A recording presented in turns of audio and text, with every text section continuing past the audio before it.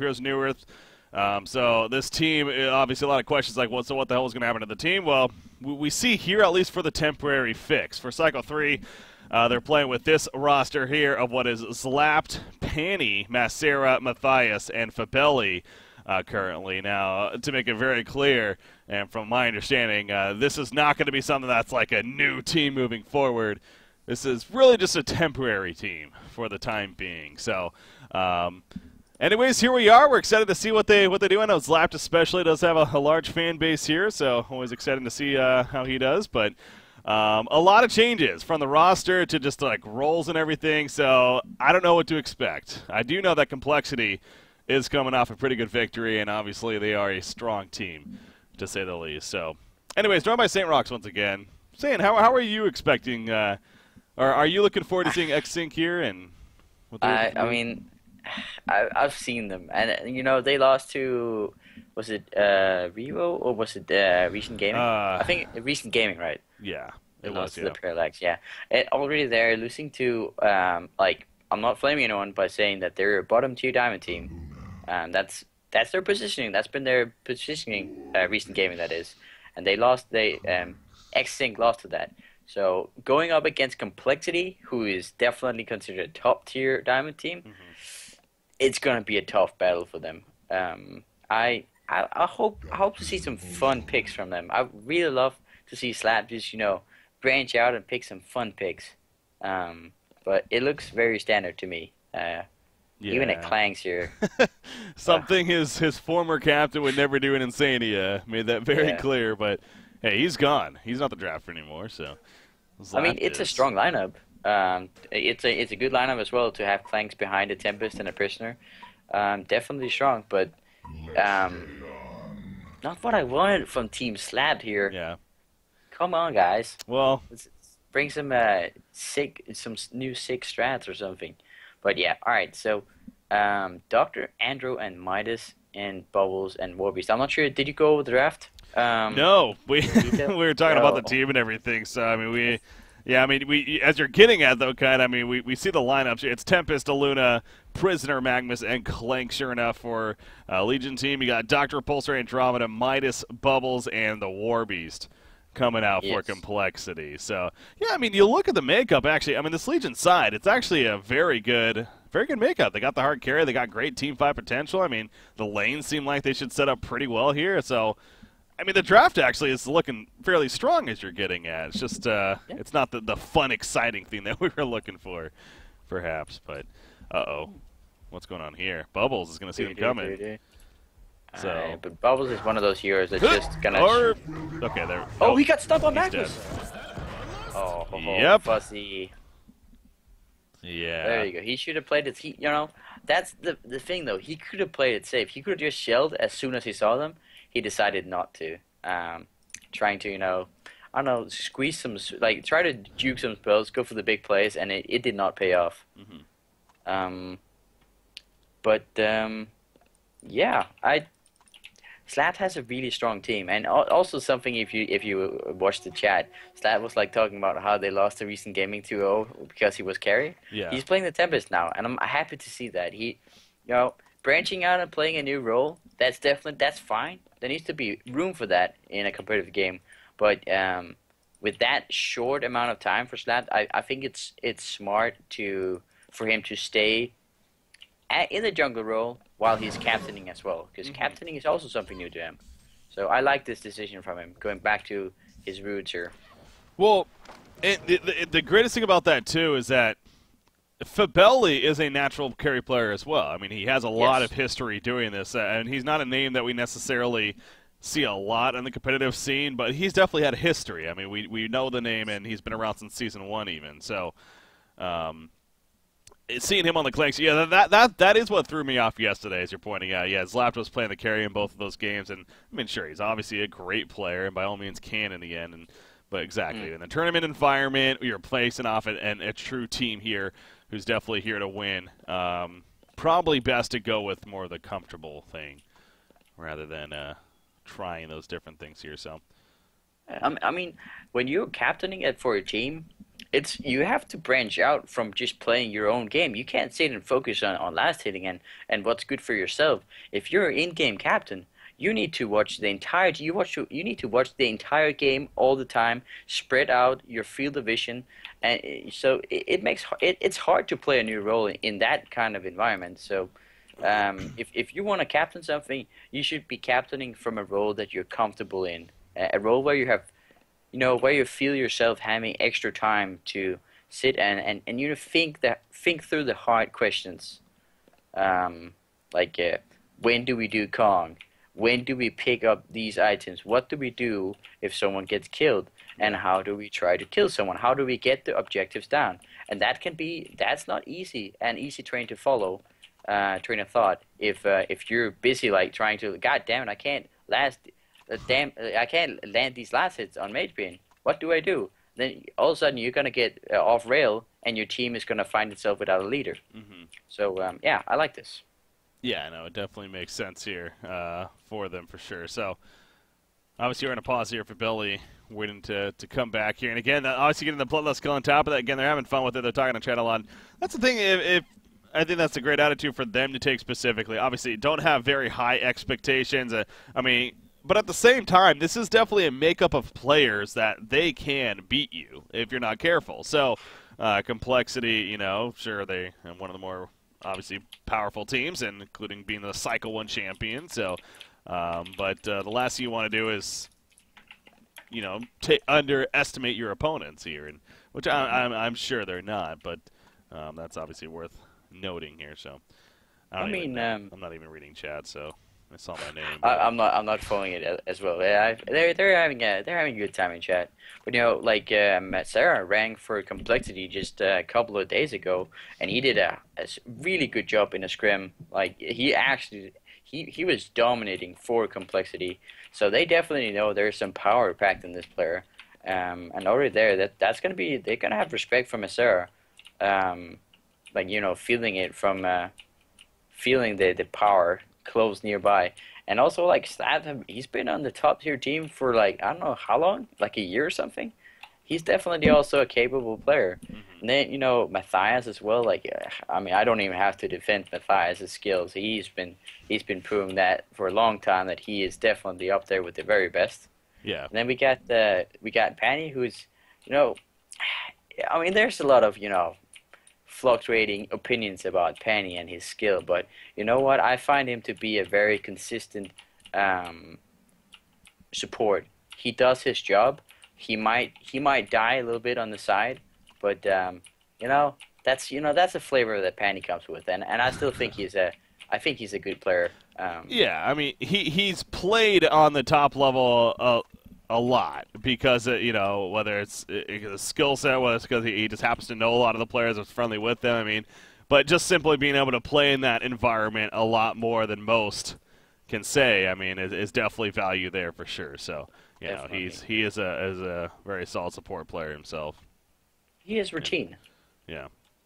Yeah, and the same with Fibelli. He's also he's been playing for a long time. He's been playing carry before I played Han. Probably he knows how to play Clanks as well. So yeah, it's good. It's good to see they have a roster that can definitely punish you if you just take them as a freebie. Yeah. So exactly. Yeah. All right. So now we get to actually see how the game is going to look here. Hopefully. I'm actually excited not only again just to see the team as a whole, but Clanks. Honestly, Clank, this is the first time in Honcast we get to see Clanks actually since the changes happened. And I know there's been some mixed opinions on whether or not it's really a big nerf to the hero or if it actually is not really, it doesn't do anything to him and he's still going to be very strong. It seems like from the bans and everything that teams still agree that he's still a pretty strong hero ultimately. But he happened to be final picked here by X6, so we'll see. We'll see how he performs here. I mean, are you expecting Clanks to kind of be the Clanks of old even and do very well here still? Yes, definitely. Okay. The changes didn't really take away any damage. It just it took a little bit away of his damage. But his ulti, the main part was it swapped around the Goon Squad. But when his damage is needed, that's when he's like 11 or 16. So it's not gonna matter there. and he's sitting behind a lineup that will set up people to stand still for him a lot. So this could very well be a Clanks of old. See the bottom lane down here. Midas having to deal with Aluna, trying to put some pressure onto him. But again, Midas more of a beefier suicide, and also having the range aspect. Aluna has to definitely be careful not to get too much of a battle with him here. But seems like Midas is actually pretty comfortable, standing pretty strong, as however Aluna positions herself to flank him somewhat, and he is going to go all the way back to the tower eventually. So, was his health plus you cancel? No, he actually gets it off. Oh, Parrot though missed right there. It's a Greek lane. It's a 2 Greek down here.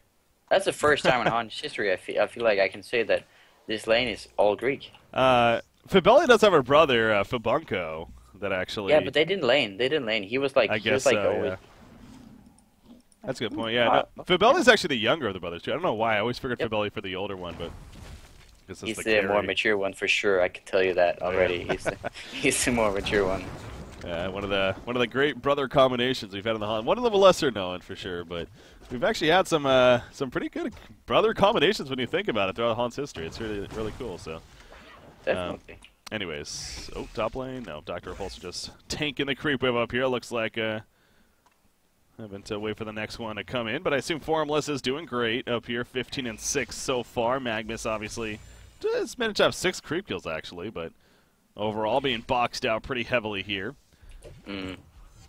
Matthias is playing the suicide as well. That's interesting. You know, obviously beforehand he was more the middle player in the end for the team here, but with Macera playing, so they have Macera middle instead in that role. So yeah, he's probably just having fun with it. His preferred role would be mid lane, and he plays a kick-ass prisoner as well. But on the other hand, Macera is also good at that, and if Macera finds himself not liking the suicide as much, I'm sure Matthias will be like stepping up for the team, saying, "All right, well, I can do that." Bot lane. Yeah, Oscar's taking a lot of pressure here. Again, gonna be fine in the end, but forcing him to use a bit of his reach, and he only has one more bottle sip left. I guess he's gonna go to the observatory perhaps, so and pop some regen there. Gonna go for the 4-minute rune, but Tempest.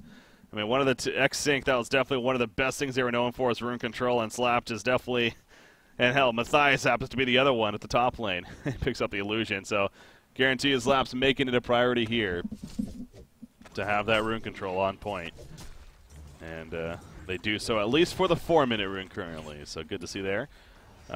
Middle lane, so Bubbles, he's the one that got bloodlusted, but it's safe to say he's actually still having a very good time here in the middle lane. So is Prisoner, but it's really back and forth as dang. Midas gets low once again. The Parrot though going to miss there. Oh, did you notice that? Like if you watch Matthias right now, he's trying to fake the illusion gank here. He's running with his illusion, close to him, but Fuzzy, he read that like he just saw that straight away and attacked the real Magnus and Matthias. I'm keep calling Omi. Matthias fell back, and there's just well read from Fuzzy. Like Matthias, that was a next little attempt as well on the play. If Fuzzy had just been like, all right, that's just illusions, that stun would have landed on him from Magnus and set up a hook from Prisoner, and he could have possibly died from that. So, yeah, no, that's definitely a big read for sure from Fuzzy Slaw. So well played by him, and definitely showing that he's not on tilt by any means. Getting bullisted, it happened. What's done is done. Top lane, Magnus, the Electric Turret gonna miss right there, but the chase of the ludicrous speed gonna be enough. And Formless getting credit for the kill, so that's a solo kill. Just happened to manage to get the jump onto him. Panty at the bottom lane, unfortunately going down, but now Clanks in response. He's looking for a return. He needs to be careful though himself, unless Tempest gets here in time. Ooh, he had an Elemental Void and a stun ready to go, but he could not get there in time. So ends up being the support going down, but also Magnus prior to that. So overall complexity, pretty good series of events for them right there. As Formless now jumps up to 400 goal per minute here for him. Again, he played the Doctor in that game too against BMG, as we just witnessed there, and obviously ended up having a great game overall. He got that icon eventually and some early massive charges on it. Was able to snowball with that, so wouldn't be surprised to see a similar idea here with the icon of the goddess at least. Fuzzy Sloth being level 7 now, I was going to say expecting to maybe start moving around soon, and sure enough, He happens to have an Invis rune. And he's going bottom. This Clanks is dead. Yeah, he went back up right there. But Tempest and Aluna are nearby. They're almost expecting this. Now Slap is holding off on the Elemental Void. He knows that he can get stunned out if not careful. There's a stun. They end up killing Midas. So good patience from Slap right there. I think a lot of Tempest players honestly might have just gone for it, not realizing, you know, everything that was around. So secures the kill. That was really unfortunate timings here from Fuzzy's rotation, and that resulted in a kill on Midas instead of a kill on Clanks. Oh, look at the Fuzzy. What a snipe there. Yep. Moving around and eventually kills. And actually, Oscar even got credit for the assist there. Happened to do He's damage. been dead for a long time. Yeah. Oh. I guess it was just long enough, so just short enough even. Good find there by Bubbles, and ends up cleaning up Tempest, who prior to that, and even after that, is still doing pretty well here. But yeah, I mean, one thing to note is Bubbles is really great against Prisoner. Prisoner will have a very slim chance of actually landing a hook on Bubbles that has tick cover, and then yeah, Bubbles can just sit and hit Prisoner in the face, and yeah, he's ahead in mid, even though he got bloodlusted. So yeah, goes to show how strong Bubbles is actually. Absolutely. Dr. Repulsor, it seems like the Legion side has kind of given up on the top lane. They figure it's not going to be worth being up there. Obviously, Matthias already died once here. Doesn't want to learn from that mistake, you could say. Figure that was the timing, not going to risk going again to get killed. Instead, going to roam it around, try to see about maybe setting up a kill elsewhere, as he has his Striders, but... I mean, that makes sense as well. Like, Doctor, he can just fly him down with the ludicrous speed and just... I mean, Magnus is going to have that stun, but if Doctor has enough mana, that's not really going to matter. And actually, Matthias returns to the top lane here on the premise of Warbeast pushing it. So that is interesting. That's right, there's a Warbeast. I don't know why, but I kind of forgot about that. But yeah, I mean, no, I know why. He's a Warbeast. Yeah. You don't see Warbeast a lot. Uh-oh, that's... So what we're just talking about, nothing more Magnus can do now. He gets dusted, and he is eventually going to be killed. Dust on Warbeast secures the kill on Matthias. They get the tower kill. So yeah, I mean, hanging around there against a Dr. Repulsor, I mean, I'm not going to sit here and say he should have seen the dust on Warbeast, but at the same time, you know, maybe you should have looked out for that, and yeah, he ends up going down. Thinking that he could have been fine. There was no reason for him to be there. It's not like he could have stopped the push one versus 3 or 1 versus 2 anyway, so... Oh, good hook on Bubbles. Oh, but Bubbles doesn't care. Is it a good hook, or is it going to backfire here? Yeah, it's almost like he wanted that. Shell Surf, okay, it is eventually going to be the kill. So he juked and jiving a little bit right there was Macera, but in the end, it was too much for him, and he goes down. So, yeah, the hook, maybe a good one as far as what it looked like, but it definitely backfired for him in the end, as we saw there. Meanwhile, top lane, look at Andromeda. Coming in with a very aggressive flank. Is going to find a Luno there. Panty's very low already, and he will go down. They dive in completely. Magnus is like, what's going on? He wants to try to deny this one, but we saw what happened last time, so he's just going to give it up. Man, a secondary tower, but they do counter-push the bottom one. So, I mean, really not the worst trade in the world for X-Sync there. No, I mean, no, really, it's not. I mean, Panty did go down a little bit unnecessarily. Oh, mid lane. Midas.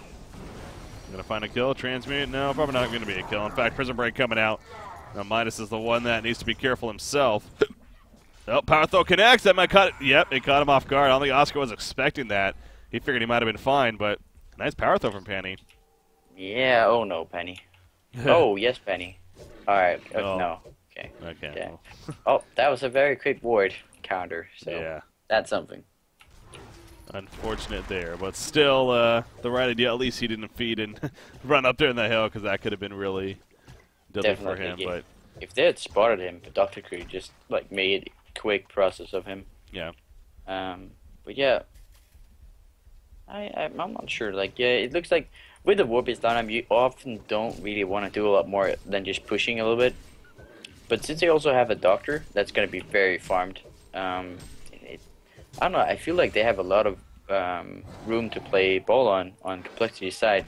They don't have to wait for Warbeast to get strong ahead before they can, you know, start being aggressive. as you usually would have to. So we'll have to wait and see. Oscar is still pretty far away. He's actually only 250 away from his what's it called, the Astrolabe. And when he gets that, they might just decide to go team fight with or without Warbeast. Well, he'll be there in spirit with that battle cry of his, which is plenty enough. 44 damage that gives everyone, of course. And the global presence, they'll gladly take that. Middle tower, it's in a little bit of trouble. Middle lane more so. You see Bubbles with that portal key now, but you got the Legion side there sending players to the middle right here. Magnus has the Veiled Rock coming in the flank. Actually is going to jump Bubbles. The hook to set it up. Out comes the kill field, though. Bubbles trying to stay alive throughout all this as the response comes in. The element avoiding got canceled. No! Yes! No! It's still not casted, actually! And Tempest will go down, so he still has the cooldown.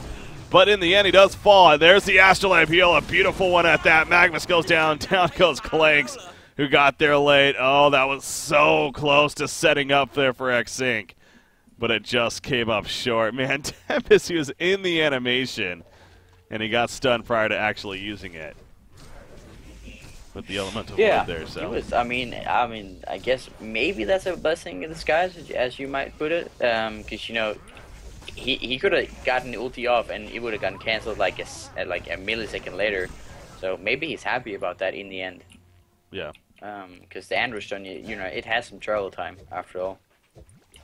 So I'd say if he was going to get stunned, this is probably the best case scenario of him, you know, getting stunned before he gets to use his ulti, instead of getting the ulti cancelled and doing nothing. Congress attempted here.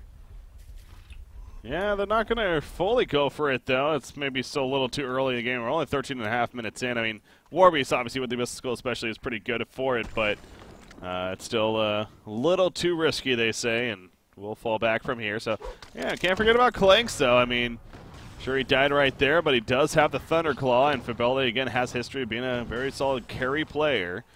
And so he's going to work his way into the jungle now. Unfortunately, not really the most stacks currently, but obviously, also with a Tempest on your team, you're not necessarily going to be expecting that to be the case. So, I feel like they're not really playing too well into the whole Clanks thing.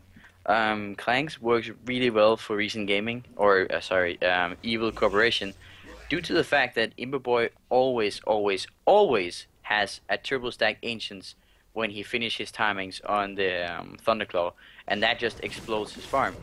And top lane. Yeah, that was a quick burst on a Magnus there. Caught that at the last second. Bubbles and Midas just simply using their mobility here. Get the kill. Meanwhile, middle lane swap on a Prisoner. Very aggressive swap from Love right here. Eventually, Midas gets here, but I mean, I don't know what the plan was, honestly. He did that way too early. They were still running over, and they were still a bit away at the same time. They're ahead. They feel ahead as well, so maybe that's why he was like, oh, I'm just gonna, you know, I'm gonna go for it, see if it works. Yeah. Yeah, but back to my original point, there's not a lot of space for Clanks to farm in with a Tempest in the jungle that's just soaking up the farm. So Fib is just sitting there, just, you know, he's trying to scrape enough for a living here, but yeah. It's like, look at Doctor. He's 400 DPM. He gets all the space he wants. Yeah, he's going to be finishing up a Hellfire pretty soon. The Doctor in general today has just been great. I mean, we only have two. This is not a third game. We have to see it all games, and Doctor's actually proven to be a powerful pickup for all the players. Twice now in Formless, we saw it in the hands of Baltazar earlier, of course, for BMG. So, yeah, has that early icon with the 6 charges on it. You mentioned the Hellflower, of course, going to be next in line right here. So, is definitely looking very good for him and his team. 3-0-3 definitely helps with that. But also the supporting cast of Bubbles and then Warbeast. Of course, much of a carry presence himself as the Soul's Bulwark with the Abyssal Skull and the Steam Boots here. So, yeah, the Clanks is not necessarily the scariest yet. And, I mean, again, he did technically get a little bit of a nerf. So, overall, I mean, I still think, you know, especially when it comes to the later game, like, he doesn't really feel that. I mean, it's going to still be a lot of damage that's coming at you. But definitely, getting to that point is a little tougher now because of the ulti change.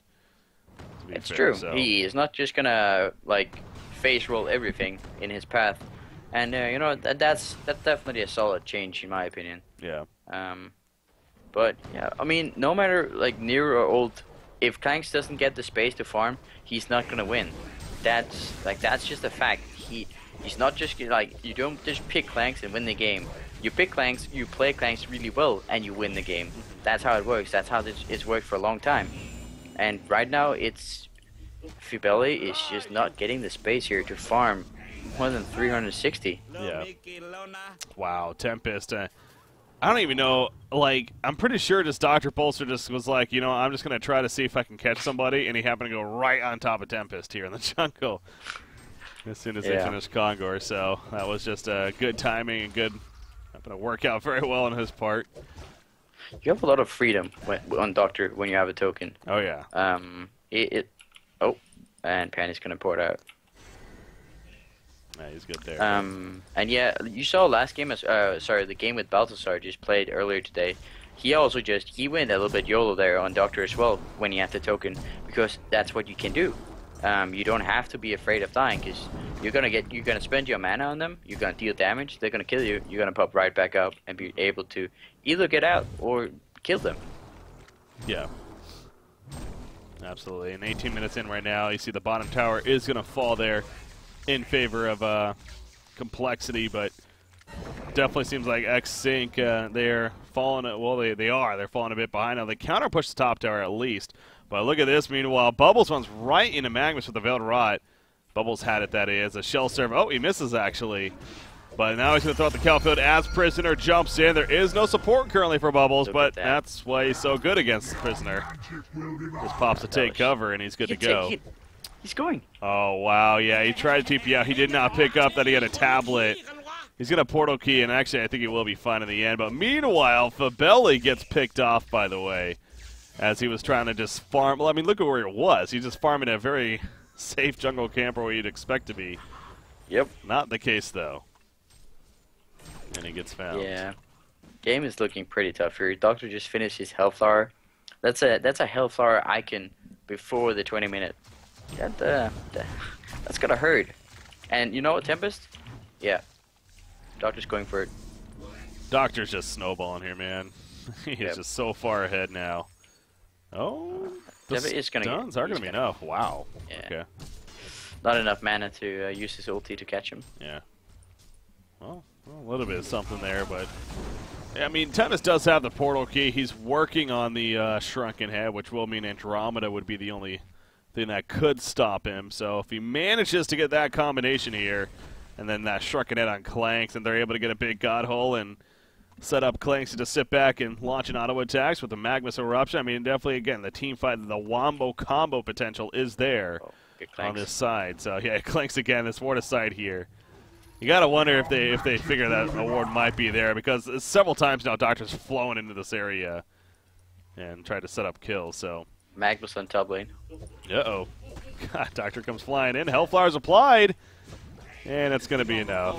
He ran out of mana, but still had enough to do it. Icon of the Goddess buff now kicking in. Prisoner, he hits the hook. I don't know if they want to take this, though. Tempest. Oh, that might have been a good chance. However, out comes the Calfield. Tempest thinking about it. He's waiting. Now he will go for the Elemental Void. He gets a good duration off. Not really, though. He eventually gets stunned out. Magnus Eruption does come through, but it's a hat trick already for Formless. And it's possibly going to be more. It is. Down goes Magnus right there. Doctor will fall.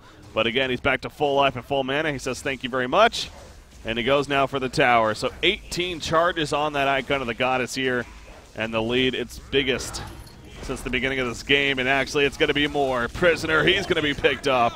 Just simply trying to defend. He's a champion of newer. There's a vote to concede. And GG well plays are being called. So it looks like Complexity is going to pull through in the end. And prove to be a little too much for X-Sync to handle, at least here in game number 1 of this 2-game series. So yeah, they could just never really get the groove going. I mean, again, the potential, the draft itself, it really was a solid one for X-Sync, but didn't work for them. So your final thoughts on that game there, Saint? Clanks still a strong hero, but he didn't get the potential. He didn't have the potential this game to do what he wanted to do, because there's a Tempest soaking up the camps. And you know what? If you go for a hard carry, maybe Tempest isn't the best jungler. On that, strong performance from Complexity, definitely putting Slap's new team in its place. and let's see if they can come back here in game 2. Yeah, we'll see if Complexity Gaming just keeps up that momentum. Again, they know that all these, especially these games, too, are very important in the sense that you don't want to be dropping games to teams that, frankly, you should beat. So Complexity trying to just finish off the sweep right here, but X-Sync, we'll see if they maybe try for something a little more fun this time, a little different, and maybe they'll go that route here to try to throw a wrench in